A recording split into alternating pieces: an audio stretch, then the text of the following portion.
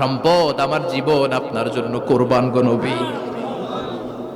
ওয়া কানা বাইনা কাতিফাইহি খাতামুন নবুওয়া, আর পিঠের মধ্যে কাজিররিল হাজালা, কবুতরের ডিমের মতো একটা মাহরুন নবুওয়া ছিল। উনি যে শেষ নবী, উনি যে প্রফেট, দ্য লাস্ট মেসেঞ্জার, এটা প্রমাণ আল্লাহ সিল মেরা দিছে বাম দিকের কাঁধে, ডান দিকে না। কোন দিকে? সাহাবারা যারা এটা দেখেছেন তারা বলেছেন যে আমরা দেখেছি এর মধ্যে কিছু চুলও ছিল, একটু লালচে ছিল, একটু উঁচু ছিল। একদিন বিশ্বনবী বললেন, বান্দার কোনো হক আল্লাহ কোনোদিন ছেড়ে দেয় না।